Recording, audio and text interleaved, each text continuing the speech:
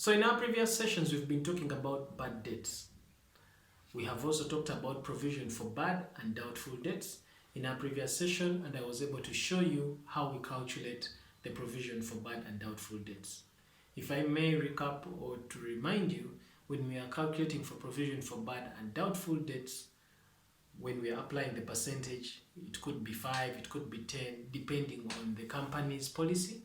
When we are calculating for this provision for bad and doubtful debts, the double entry is, first of all, we are going to debit the bad debts account, and then we shall credit the provision for bad and doubtful debts. We say that the provision for bad and doubtful debts is treated in the balance sheet, and at presentation it is deducted from the total receivables, so that we're in line with the prudence concept, so that we present a figure of receivables that is close to what the company is actually going to get from its debtors. And then the bad debts account is an expense account, and this expense account is handled in the profit and loss. In some jurisdictions, some people say debit bad debts, others say debit profit and loss. The effect is the same. Now, I would like to bring to your remembrance this fact that, number one, there is what we call a balance sheet, or call it the statement of financial position, and then what we call the income statement, or call it the statement of comprehensive income.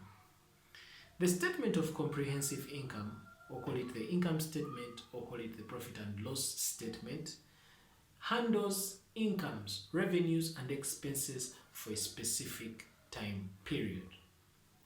But when it comes to the balance sheet, or call it the statement of financial position, this one handles assets, liabilities, and equity at a certain point in time. Why am I saying this? When it comes to these two, when it comes to the double entry that is associated with provision for bad and doubtful debts, we have a balance sheet item, a balance sheet account, and then also we have what we call income statement account. The income statement account here is the bad debts account that we talked about earlier. That one, that is what the bad debts account is handled in the income statement, and then the provision for bad and doubtful debts is actually a balance sheet account. Now, all balance sheet accounts always have this characteristic. They always have closing balances which start in the next trading period. You have a closing balance that starts in the next trading period as an opening balance. Yet for income statement accounts, they are always closed off to zero. They do not carry forward balances. So it means if you're having a bad debt in your books, that bad debt applies only for that trading year. And when you're closing off that balance, there is nothing like you're going to carry forward a bad debt expense in the next period. In other words, there is nothing like carrying forward an expense in the next trading period. No, you only carry forward closing balances of assets, liabilities, and equity. When it comes to revenues and expenses, it's not the case. So we need to have this understanding as we are handling how we are going to treat provision for bad and doubtful debts in this session. So now we are going to look at different scenarios. Again, I would like us to remember that by the time we are providing for bad and doubtful debts, we are doing it at a point in the accounting cycle where we are making year-end adjusting entries. Year-end adjusting entries are made after you have prepared a trial balance. So, if you look at our screen, let's look at the first year. Maybe the business has just begun. And yes, the business has been going on throughout the year. So the first year, we have an extract for the trial balance. So this extract for the trial balance, it is having receivables of 100 million. And of course, receivables for 100 million, it's right there. So now, what does that mean? Receivables is a balance sheet item. Since this is the first year of the business operation, yeah, that's 100 million. So we're supposed to make a provision for bad and doubtful debts. So this is pretty straightforward.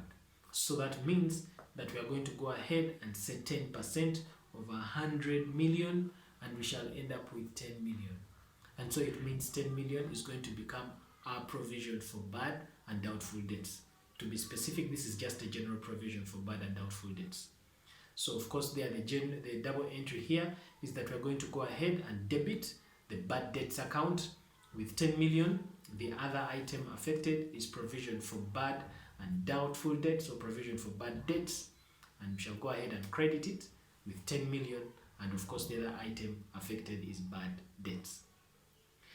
It is clear that provision for bad debts is a balance sheet item, and so because it is a balance sheet item, that 10 million it's going to be the closing balance for this year one, but that 10 million will become the opening balance for the next trading period.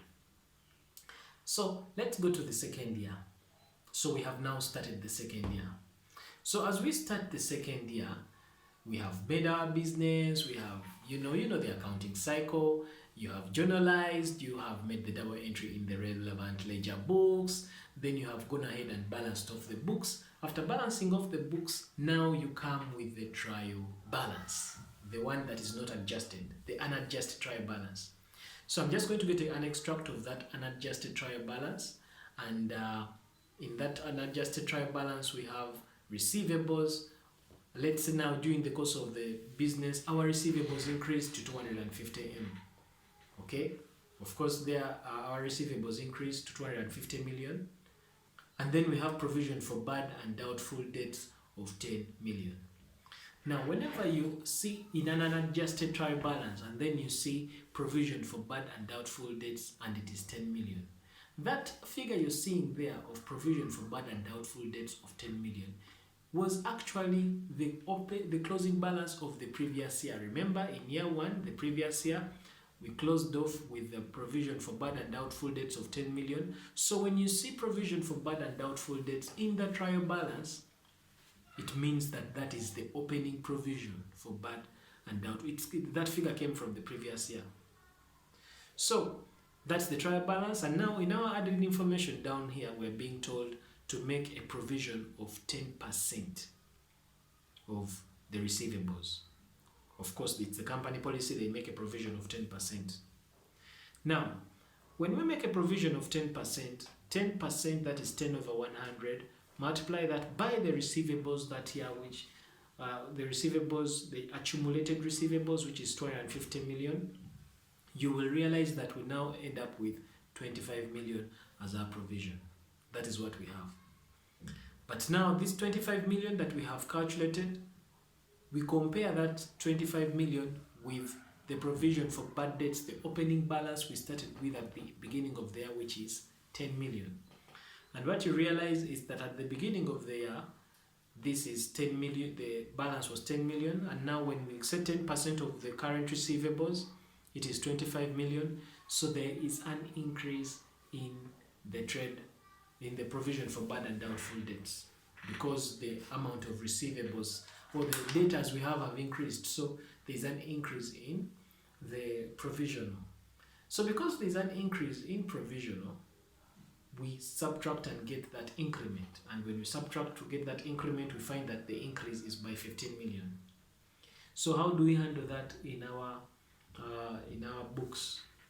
So what we're going to do here is that we shall simply go ahead and debit the provision, debit the bad debts account with the increase, not with the entire 25M, but we debit it with the increase, which is 50 million, and also we shall go ahead and credit the provision for bad and doubtful debts with the increase. So you can see in the account for the provision for bad and doubtful debts, we had the balance brought forward from the previous year, which is 10 million. So it means that then the increase was 15M. Of course, when you add those two, it's supposed to give you 25M, yeah? So the other account affected is bad debts. So when there is an increase in provision for bad and doubtful debts, we are simply going to deal with the increase only.